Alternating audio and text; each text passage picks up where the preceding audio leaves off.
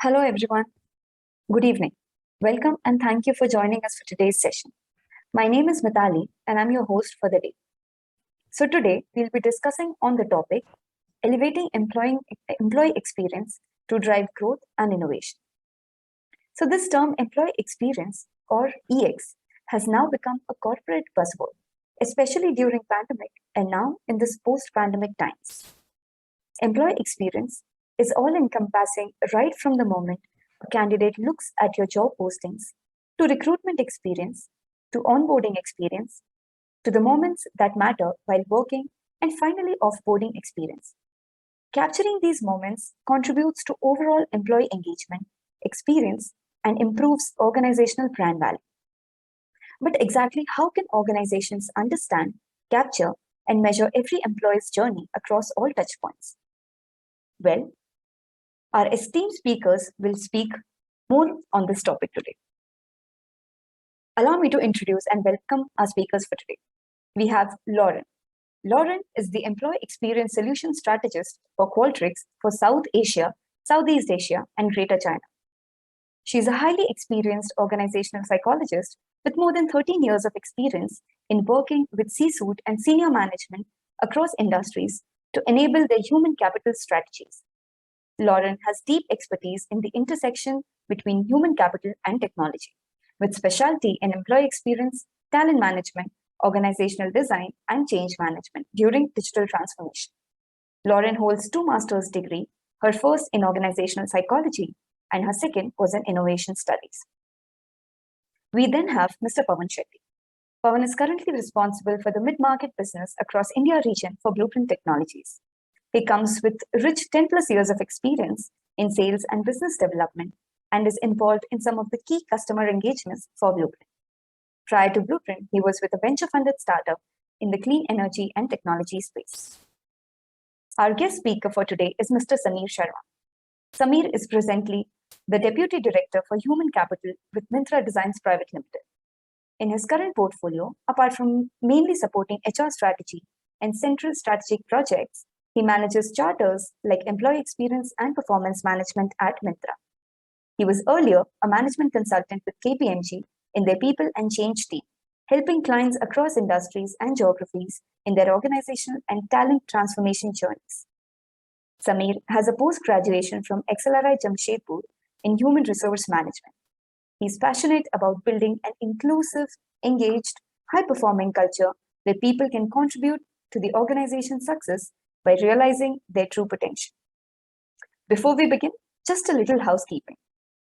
From the audience, if you have any questions during the webinar, please type them into the chat window. We'll address them during the Q&A.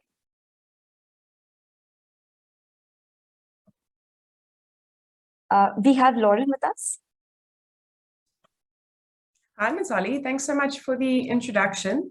I'm going to share from my side, if you don't mind just enabling the screen sharing features, and introduce a little bit about Qualtrics and talk a bit about the world of employee experience and some of the key trends to get us into the right mindset for today's conversation. And then looking forward to engaging with Samira and really hearing firsthand some practical advice when you're starting to get together some of these programs and when you're thinking about expanding them into the future as well. Mitali, can I just check in again if you can allow me the screen sharing, please? Sure, I'll do that right. Thank you so much.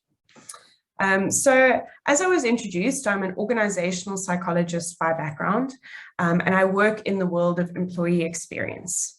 I represent Qualtrics here today, who's the founder of the experience management category.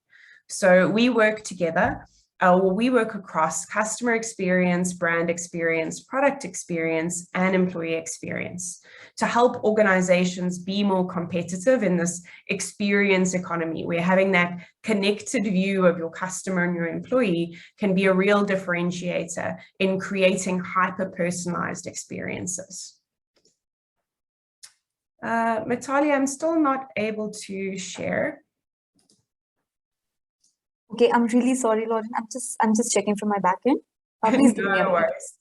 No worries. I'll talk then so long about some of the key trends that we're seeing in the world of employee experience. So historically, employee experience used to equal employee engagement, which was typically a once-a-year survey, which was quite lengthy in nature, where we got to some engagement scores and we were looking to continuously improve those over time. Now, while we know that engagement is still an important construct, the world of work has shifted in significant ways. And this has meant that many organizations, so up to 64% of organizations, have increased the channels for employee listening over the previous years. So that includes diversifying the type of listening they're doing more frequent listening or continuous listening. So things like shorter, sharper pulsing or understanding particular moments that matter across the employee journey. Now, while many organizations have risen to the challenge of taking on more employee feedback, we also know that the capability to take action is not quite where it needs to be. So only around 34% of employees say that their organization takes good or great action on the basis of the feedback that they provide. And a lot of that has to do with the fact that our listening at the moment might be quite siloed. So we might have information on our employee experience in different pockets across our organization.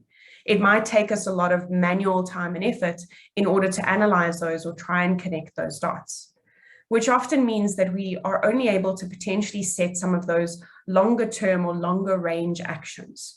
So 2 to 3 priorities for say, the coming year. Now, our employees have higher expectations than ever, and so they're expecting far more immediate response, which means we need to think about how we can be more targeted in the type of listening we're doing, how we can automate a lot of those insights, and how we can start to democratize some of those results, not just to employee experience experts like myself and Samir on the call today, but across our organization, so that our line managers, our business leaders feel equally empowered to action on that information. Excellent. Can you see my screen now? Yes, Lord. Perfect. So these are sort of a couple of trends that we're seeing around greater listening, the importance of taking action, and really democratizing EX data across our organizations. Now, none of this is to say that measuring employee engagement is still not critical and important. The research shows that this is still a construct that correlates strongly with a number of outcomes that we really care about, like productivity, intention to stay, and advocacy for our brand. So we may, as one checkpoint, want to understand across our employee journey, how are we tracking in terms of some key or critical drivers in relation to engagement and a number of other key outcomes. Now, to do this, we might use something like the EX25 methodology that helps us understand what are some of those key areas that we can influence as human capital practitioners that will help us increase positive perceptions around engagement, the overall experience of working with our organization, and have people be more likely to stay with us for the longer term. There are many organizations that are even thinking about using these types of models to inform far more purposeful pulsing in between annual engagement surveys. So we've done a piece of research to help us understand which of these constructs are more stable and which of these tend to change far more frequently. So if we look at something like collaboration, that's something we probably need to be checking in on once a quarter or at least twice a year, versus something like our sentiment on ethics or corporate social responsibility or pay and benefits that isn't likely to fluctuate year on year. So there are ways in which we can be really smart in how we design our engagement and pulsing programs, that we're sort of moving beyond just this one measure of engagement to a more balanced scorecard and being far shorter and sharper in the types of questions that we ask during the course of the year in a more regular fashion.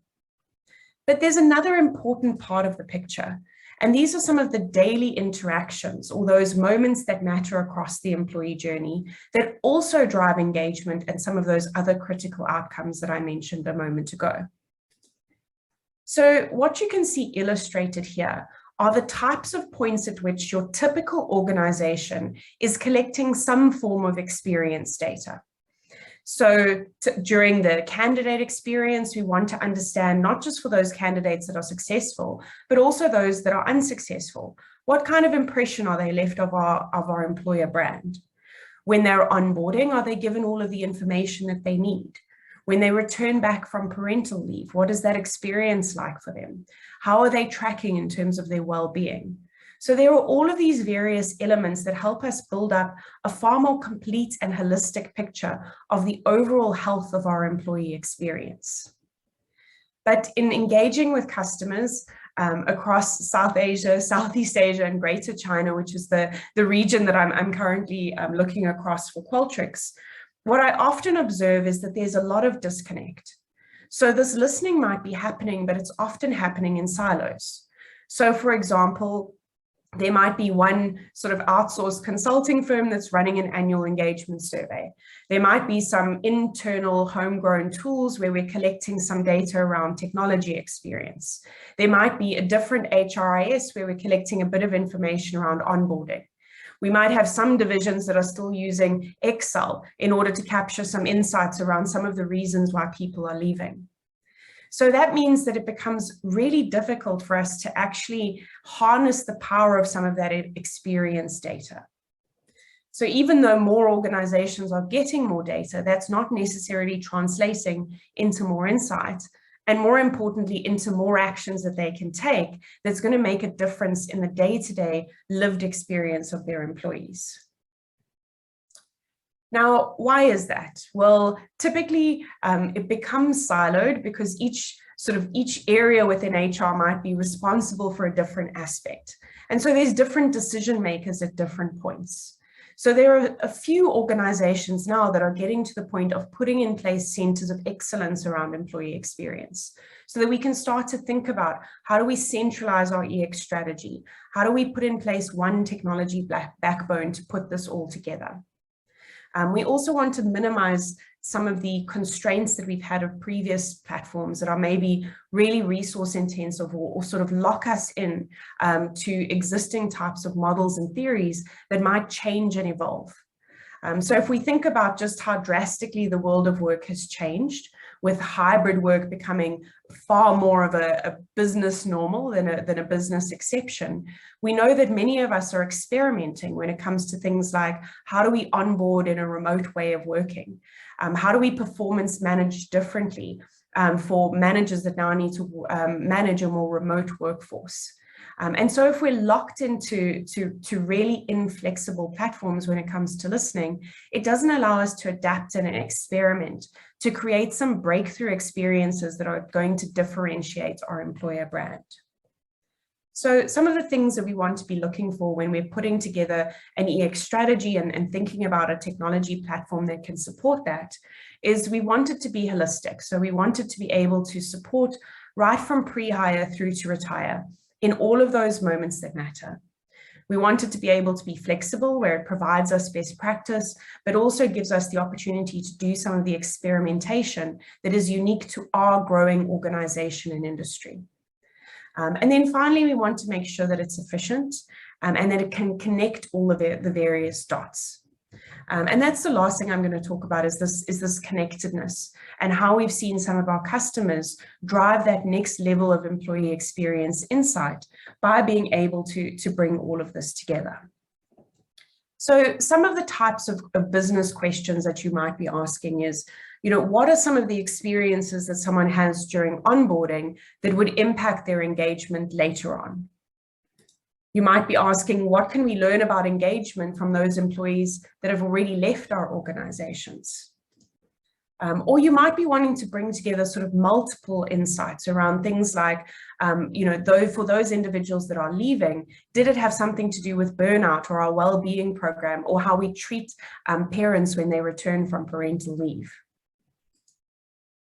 Now, in order to answer these questions, we need to be able to connect all of this data. And for our customer organizations that have done that, they've used Qualtrics in dashboards like this to be able to run these kinds of analysis. So we call this employee journey analytics. And I'll give you some sort of real practical applied examples here. So this example is from a retailer, a large retailer. And of course, in retail, we know that employee turnover is quite a big problem. And often individuals can leave even within shorter periods of time. We know that in retail as well, we need to ramp up our employees as quickly as possible. So this onboarding process was something that was really important.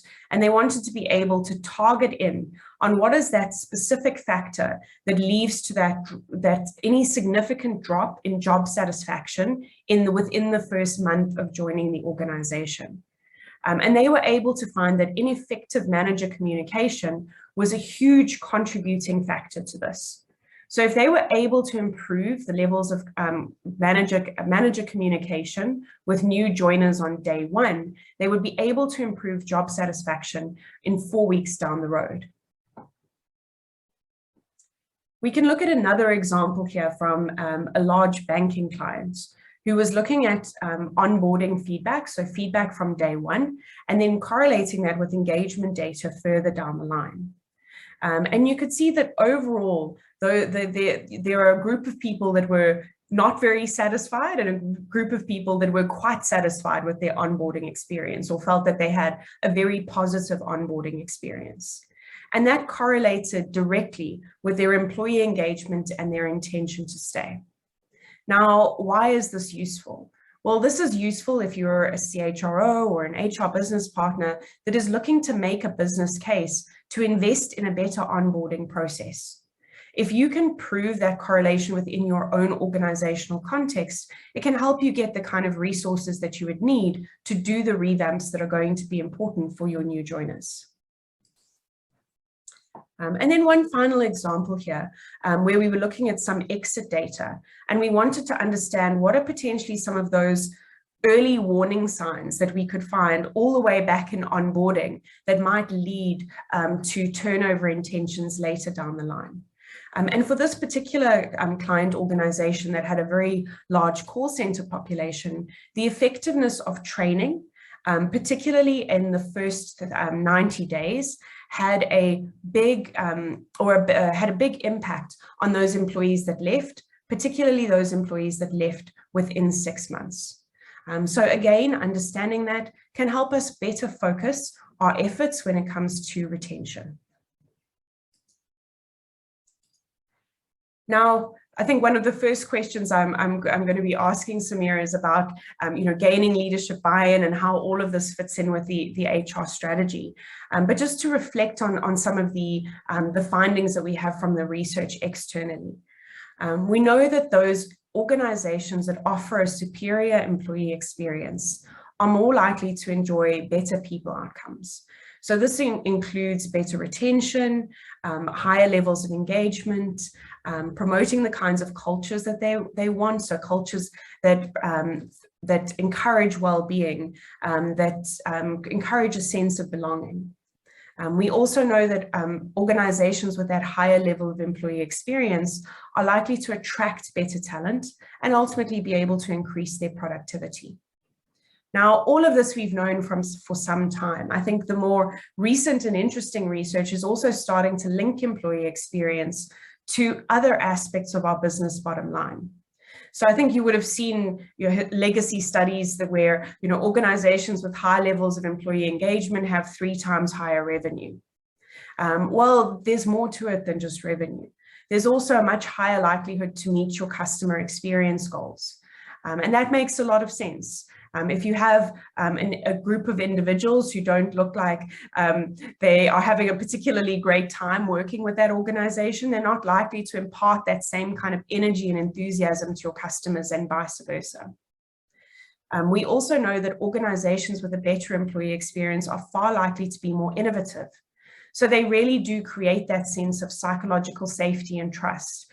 They elevate their voice of the employee and they act on that, which allows people to really bring their best ideas to work and be able to collaborate across all of those silos. And then finally, those organizations are also far more likely to meet their organizational reputation goals. Again, really important in a market where we're all collaborating for mindshare of both our customers and our employees. So that's all I'm going to share just in terms of sort of slides and background. And there's a lot more in an EX 101 series that is available on my LinkedIn page, which walks you through all of the various aspects of these programs. So if you're interested in that, feel free to connect using this QR code and finding that series.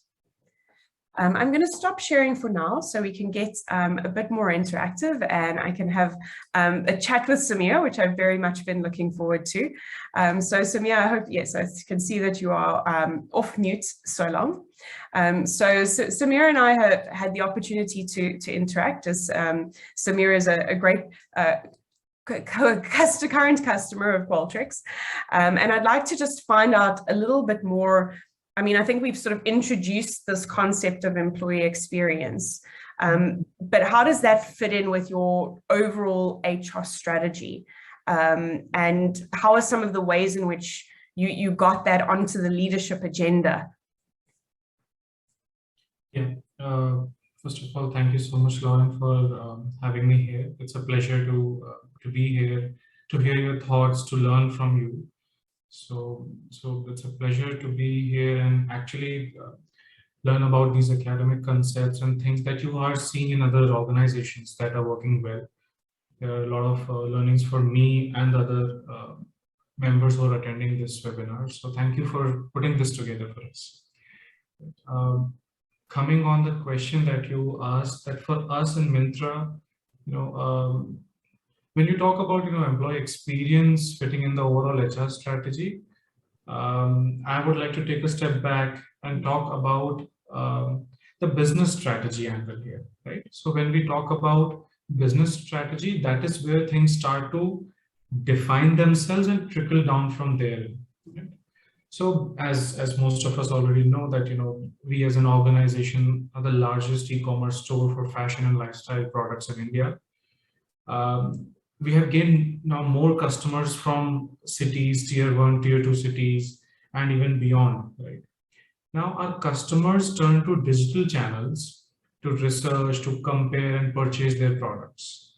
But they do so with much more expectations and the whole experience feel of things, right? Now we try to support the customers with their critical needs, the value systems that they associate themselves with, and the context ongoing on their lives while they're trying to, shop a certain product or a lifestyle item. Now, all this concept has been our foundation of creating an experience-driven approach to e-commerce. Now, when this entire DNA of a business strategy is to have an experience-driven approach, whether it is for the customers, the same thing gets trickled down to our employees also. Right? Then we extend the same approach to our people as well. That when we are defining their journeys, when we are defining the career paths, when we are defining their overall association with the organization, everything has to be very highly experience-driven. And the same facets as we discuss and understand about a customer apply exactly the same for an employee, and that is the lens we try to adapt when we look at employee experience. When we talk about our HR strategy over the last couple of years, the way we have defined our HR strategy or the people priorities or even the execution plan, everything essentially is based on 3 strong pillars for us, which we call in simple terms, find, grow, and keep. Okay? And as the name would explain itself, the keep part is nothing but the different aspects of employee experience. So as you can see, for us, our HR strategy, and I'm sure for most of us on the call, HR strategy is nothing but something that is driven from the business strategy and has to be very, very closely linked to the business strategy. And that HR strategy has one of the 3 very strong foundation pillars of employee experience, the keep pillar, that as we call it internally. So for us, employee experience, or the key pillar, is one of the most critical parts. I was smiling through when you were explaining the models, because that is exactly how we define the employee experience. That for employee experience, essentially, for us also, it is a combination of the overall cultural, but the physical and technological environment and touch points as well. So as the employee goes on the journey of from the hire to retire cycle, at all the touch points, all three elements of whether there is a cultural touch point, or there is a physical touch point with the organization, or there is a technological touch point, which is even more relevant now when we talk about a pandemic hit era or a post-pandemic hit era or a hybrid workforce, then technological environment also makes a lot of difference. So what we do is we tend to map the various three types of touch points: cultural, physical, and technological, at every employee life cycle milestone, whether it is about the hire, onboarding, then about the induction, assimilation, the learning and development, the performance management, so on and so forth. So that is where essentially the employee experience charter sits within the HR strategy for us, to answer your first question. Yeah. That's really useful context, Samir. And what really resonated for me, I think, in the beginning of that explanation is often when I've spoken about this concept, we speak about where's the next source of competitive advantage for organizations. You know, we've gone through process re-engineering, we've gone through infrastructure upgrades, we've gone through digitization, and this term of the experience economy really came to mind in what you were describing, where people truly understand the profit value chain, which was a seminal article in the HR in the Harvard Business Review some time ago, which really helped us understand conceptually that, you know, our employees are also prospective customers. Our customers are also prospective employees. The way in which everyone perceives our brand has to do with not just how we treat our customers, but also how we treat our employees. So being experience obsessed is not just sort of a nice to have, but actually makes really good business sense at the same time. I also really appreciated you sort of thinking about the three touch points: the cultural touch point, the physical, and the virtual. And certainly the last few years has had, you know, Qualtrics and our customers working far more closely together in how do we understand. I think the cultural aspect is something we have got a lot of experience in, because we've been running engagement and pulsing for 20 plus years. You know, we understand, you know, what are some of the questions to ask at the team level around leadership, around values. But the way in which we ask about the physical and the virtual workspace has changed, because now the physical workspace, suddenly it's not you have to be here, but we want you to be here. So now we're asking very different questions around office attractiveness, around, you know, what are the types of policies we're putting in place? And you know, many organizations, that's not a once-off exercise of understanding that policy, but that's kind of an ongoing experiment. You know, similar to you mentioned the virtual touch points. In a recent EX trends that we did, we asked how many people were fully satisfied or very satisfied with their current digital workspace. And I think across Asia, that figure was between 28 and 36% satisfaction. And I think in India, if I recall correctly, was at around 32 to 34%, which again sort of speaks back to our employees having these consumer grade experiences of our workplace, and so us needing to really, you know, build up the competency around this. So really helpful to kind of understand that, I think, conceptually, in the way you've thought about the employee journey. Could you give us some practical tips about how you've maybe taken this concept into practice? Sure.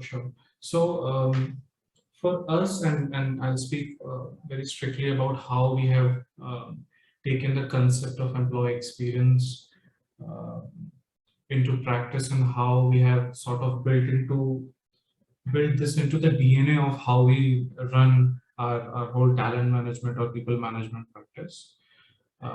So as I was saying, I'm sorry, but I'm really obsessed about how business strategy is linked with our HR strategy. Because every time when you discuss about either employee experience or for that matter, anything under the HR world, the moment you tie it back to the business strategy, right? Everything seems logical, everything seems right on point, and the leadership buy-in starts coming in. Right?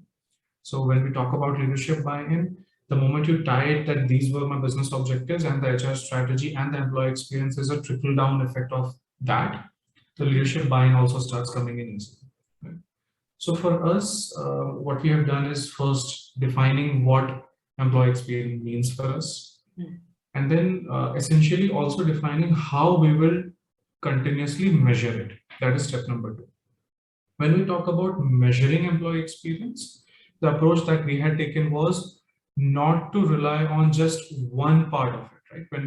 When I say one part of it, I mean not to over-index on point-in-time measurement, as you were also talking about earlier, right? That think beyond the traditional ways of calling it engagement focused, right? This is experience that we're talking about. So what we had done is we had uh, deployed multiple channels and multiple ways to continuously monitor and not necessarily just measure employee experience from in the entire life cycle.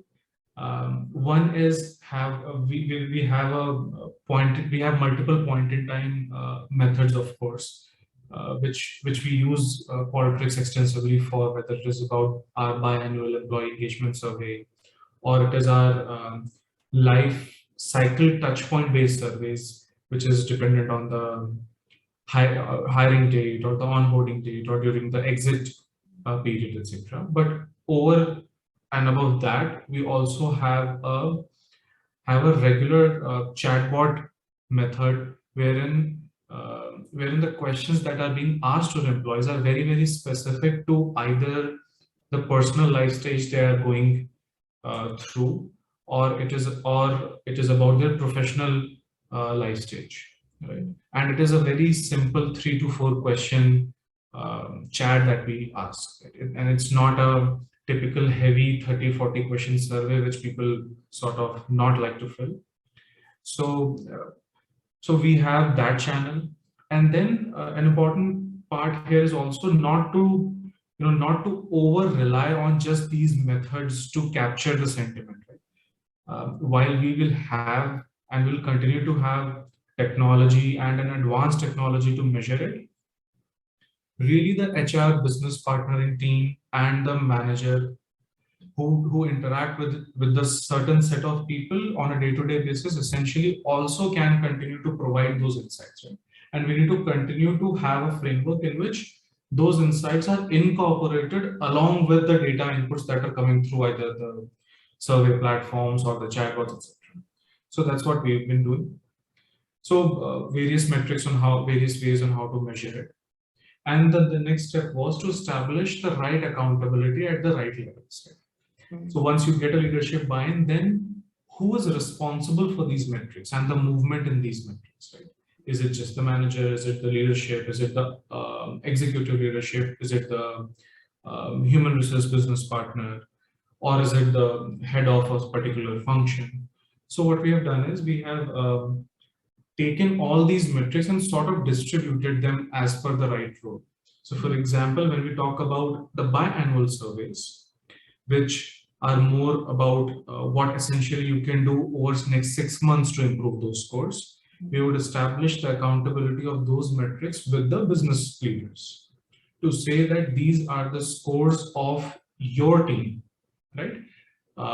This is where the manager effectiveness index is. This is where the sentiment is on trust in leadership, or this is where the sentiment is on how people perceive the performance process to be fair or not, etc. On all those questions. And this is your score. As a business leader, you have to own this score and continuously work with the HR team and everyone else to improve the overall sentiment over the next 6 months. So we've taken a biannual approach there. Then on the continuous survey mechanisms, the metrics are given to the immediate managers. Right? So, and then whatever the HR business partner hears on the ground and all that, that goes as a metric to the HR business partner lead or the HR lead. Right? So while we have multiple channels to measure the employee experience aspect and keep a check at it, these metrics are tied to the individual OKRs at the right levels. So whatever can be solved through a long-term thinking is given at that leadership level. Whatever needs quick fixes or immediate attention will have to be given to the manager. So step number 3 for us over the last couple of years was to establish the right accountability at right levels. And when I say accountability, I don't mean by just assigning it. Right? These are part of their yearly OKRs or KRA, KPIs in some of the other organization terms. So every people manager, for example, right? If you are in a people manager role, you have direct reportees, you will need to have mandatorily people manager MyPulse or our employee engagement scores. So at the end of the year or during the year, when your performance is being assessed, what your team thinks about you, how engaged your team is also a very critical element into your individual overall evaluation. And so on above and so on below, right? With the leadership and even including the HR. So point number 3 was establishing the right accountability. And point number 4 in converting into action was essentially a very intensive communication around it throughout the organization. Right?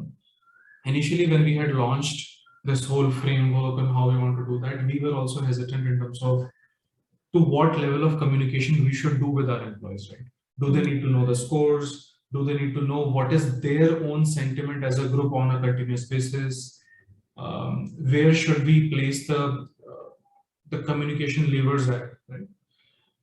And we had tried multiple approaches, right? I mean, we had tried few things. Some things worked, some things didn't work for us. What we have finally arrived at after some bit of iterative processes. I mean, just being honest and candid here, there has been a fair amount of iterative process, but finally what is working well for us is transparent communication, 100% internal, right? When we talk about the scores or the sentiment, we talk about the sentiment through and through to all the employees. We tell them that this is the sentiment that we have heard from you. And on the basis of the sentiment, these are the actions that we are taking to correct some of the things that you want us to correct. Right? In the middle of the year or the end of the year, when we published that last year's highlights were these items, we also published that which of these items were as a result of your feedback. What it helps us is to not push people to give us the honest feedback. The next time they know that their voice is heard and feedback is being actioned upon.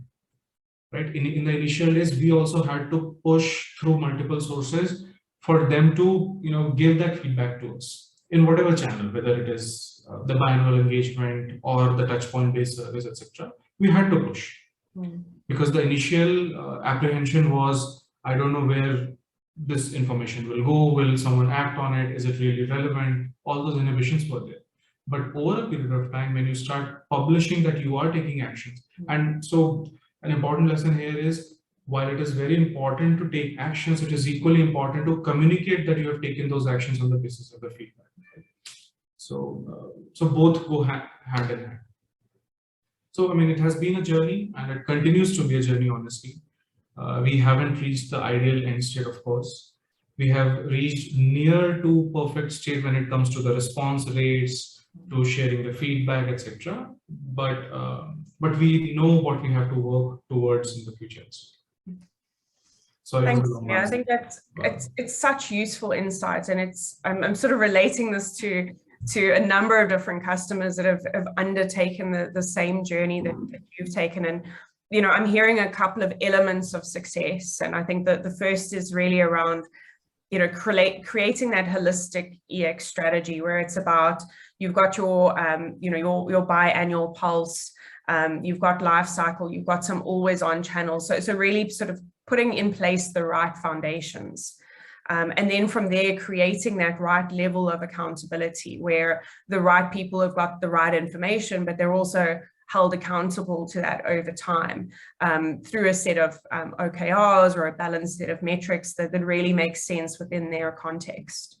The third thing that I'm hearing is just the power and the importance of taking action. And, you know, in Qualtrics, our XM Institute, we talk about sort of inner loop and outer loop action. So the inner loop is, you know, what are the things that you hear that you immediately need to do something about? And, you know, a good example of that would be, we worked with a large university institution who did their sort of engagement pulsing quite regularly. And in the open-ended text, there was an individual who had expressed some suicidal ideation. Now that automatically was part of a red flag list of triggers that then put in place a workflow to help that HR business partner immediately respond to that wellness concern within that division and really be able to support that employee. So there's some things where, you know, time is of the essence, where there needs to be an automatic workflow that's in place, or there's something that needs to be done at the team level. But then, of course, there's the sort of the outer loop actions that you were also talking about. So, you know, every 6 months, understanding what are some of those big rocks that we need to solve in the organization, whether that's around communication or trust in leadership or a range of other topics. So really sort of understanding that, you know, a system of action is not just about HR doing more stuff, but it's about putting the right foundations in place, creating the right levels of accountability, and making sure that there's sort of shorter term and longer term. And then the final one which I really enjoyed is just the importance of that communication and that transparency. And, you know, here at Qualtrics, I think we're sort of at a similar point to your organization. I mean, of course, we must drink our own champagne. So certainly, you know, every quarter we sit down with our own team results.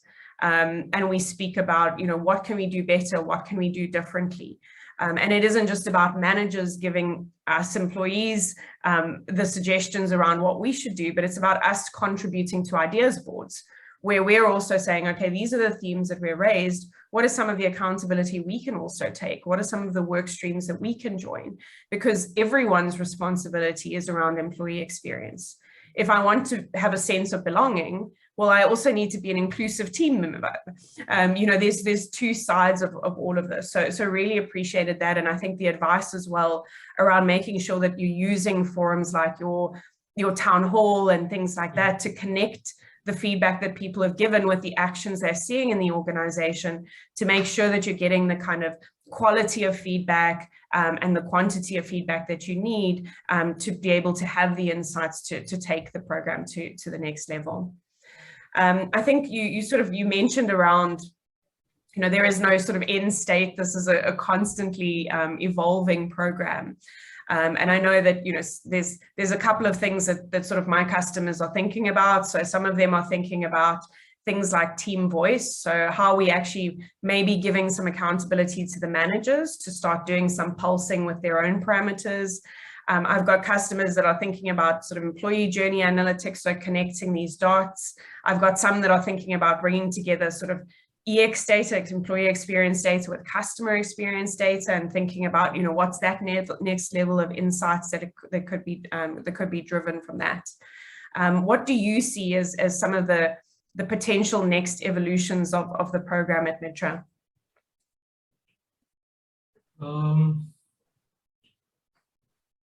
So when you talk about some of these examples, I mean, the things that I want to talk about might be a little different here. Please bring me back if it is, you know, way off to what you're expecting. But so early this year, when we were doing our employee experience roadmap on what we want to do next, right? I mean, fortunately, with the help of Qualtrics and some of our other partners as well, we've been able to do some of these things that you were speaking about already, right? We've been able to establish the right metrics, and now that has been like an ongoing machinery where everyone knows that, you know, every day this will be measured, every week this will be measured, this will need to be actioned upon, this will need to be communicated, and all that.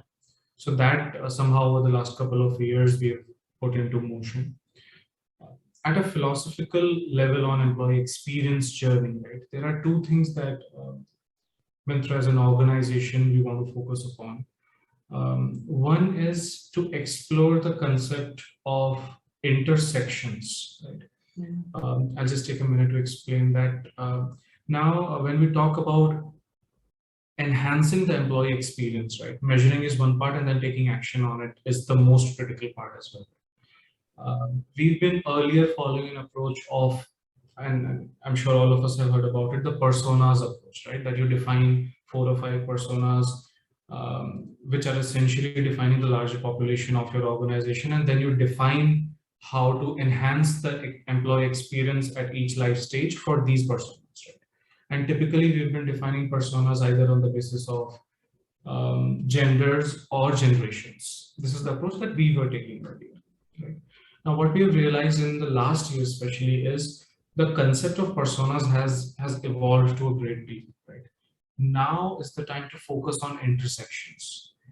A personas cannot be defined as a generational persona or a gender-based persona and things like that. An employee, in terms of where the employee is at their particular life stage, has very different expectations when it comes to the kind of experience they will get from a certain benefit or a policy that is being designed. You know, for example, if I'm designing a leave policy to enhance a particular experience, or I'm adopting a new technological solution that will help in the overall day-to-day enhancement of employee experience.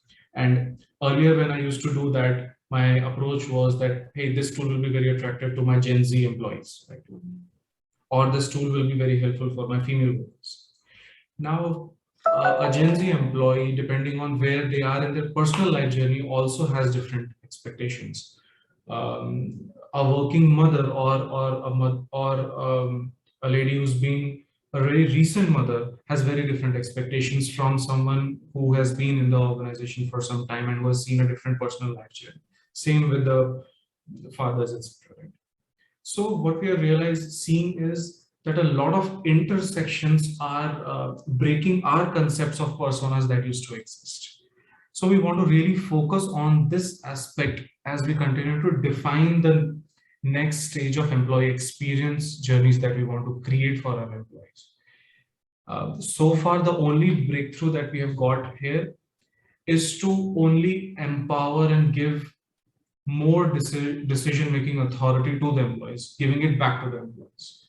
And as an organization, we might not be the right people to decide what is right for our employees. Right? And a very recent example in our case was that when we were trying to redefine our, for example, sick leaves, right? At the end of the day, we realized who are we to decide this, right? We trust our employees and our employees trust us, right? The whole culture is built around mutual trust. So we introduced the concept of unlimited wellness leave. And we categorically, and in India's context, categorically called it wellness and not physical wellness. Right? It is a wellness leave.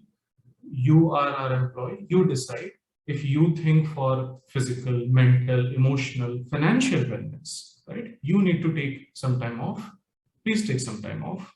We don't want to be the person to take the judgment. Similarly, when we took the learning and development, we were looking at learning and development policies. What should we do to enhance employee experience at that touch point? We realized that we were loading them with a lot of sources, a lot of subscriptions, a lot of instructor-led programs. And then as well, there was a sense of that, oh, this is not there, that is not there. Right? So then we introduced a concept called I learn policy. Right? We introduced a certain budget to say, hey, this budget is at your discretion. You decide what you want to learn. If you think our in-house trainers are not giving you the content you want, pick something which is available at public forum. Enroll yourself into a certification program, just get it reimbursed from the organization. Right? You decide what is good for you. Right? Help us enable that for you, please. Let us help you in that journey. That's all. That is the role we want to play. And that has come as a result of understanding that there are intersections, there are different needs, And while some of us may not appreciate, but every individual is unique and their needs are unique, right? At our level, we try to sometimes define and contain them into certain personas. And no, I know this ethnic group of this gender and this age requires this. No, sorry, you don't know. They know what they want, right? Empower them, let them take a call. So essentially, we are trying to chart our employee experience journeys going by these two philosophies in the future. I can't tell you how strongly I respond to that that topic. And this topic of intersectionality was probably one that was seen as more of a niche topic within diversity, equity, and inclusion over the last 10 years. Because I think we just didn't have the organizational capability to get so personalized in the way in which we were doing things. So, we used personas as a tool, and, they've gotten us to a certain point. But as you say, our perceptions of identity are far more complex than that. We have our professional identity, our social identity, aspects of our personal identity, and all of these interplay in different ways for different individuals, and so give them different sort of pockets of experience within our organizations. So, we need to be able to understand, firstly, what are some of those needle in a haystack insights where there's this particular segment of individuals where, they're just having suboptimal experiences, or there's particular segments that we're really excelling with, and, what are some of those experiences, and be able to learn from that. But at the same time, I really respond to your point around, one size fits all is not always going to work. And often we need to actually ask employees what it is they want.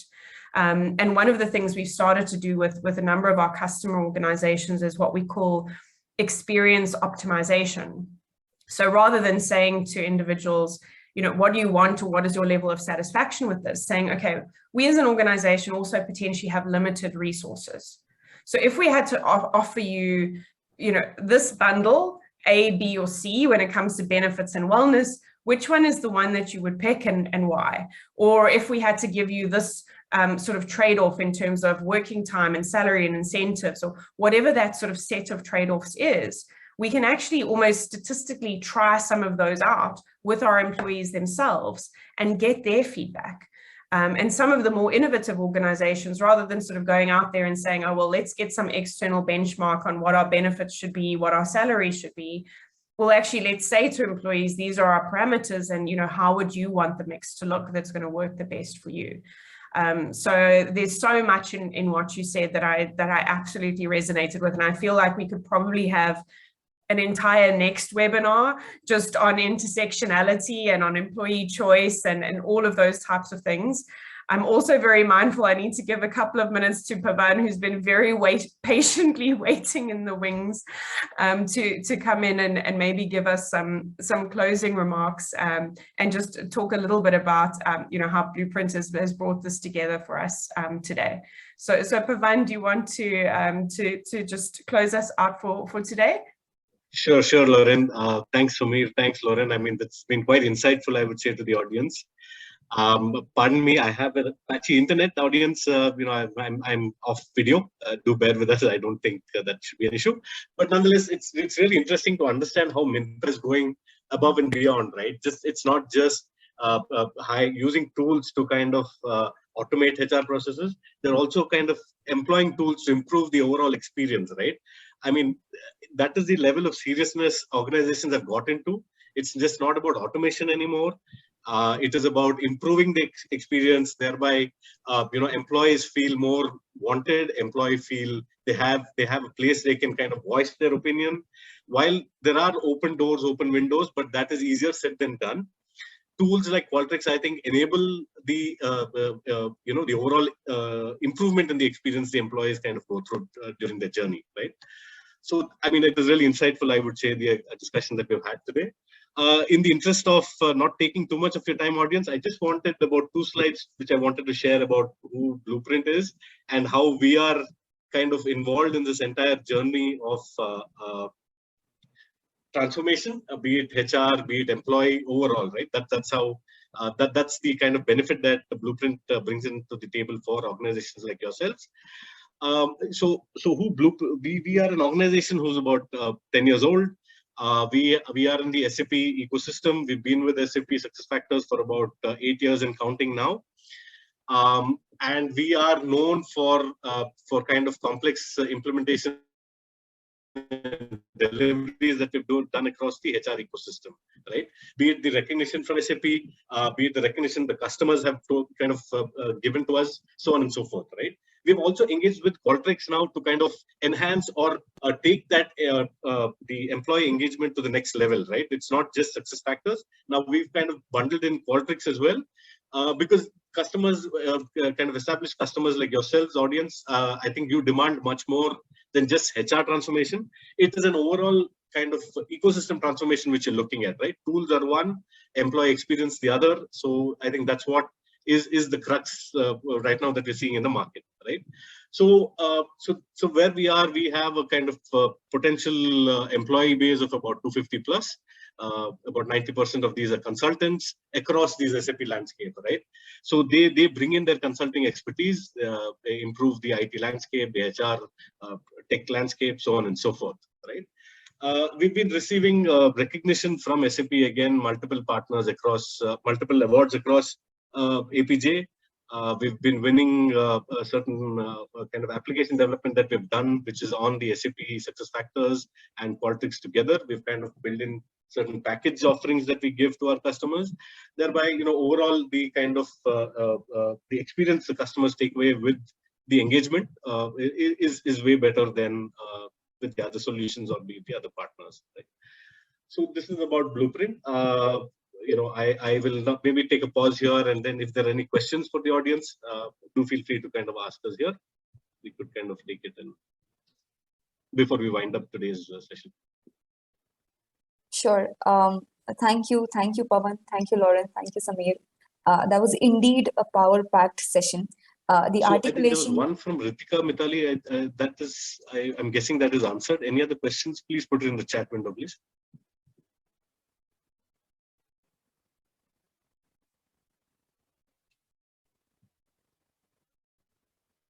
Sure. I think meanwhile, on behalf of Blueprint and Qualtrics, we appreciate everyone for joining us today and hope you've learned a bit around EX practices. In case if there are any more questions, please feel free to put it on the chat window, and we would love to answer all your questions. Meanwhile, before we sign off, we would love to hear your opinion as well. So I'll just pull in few poll questions, and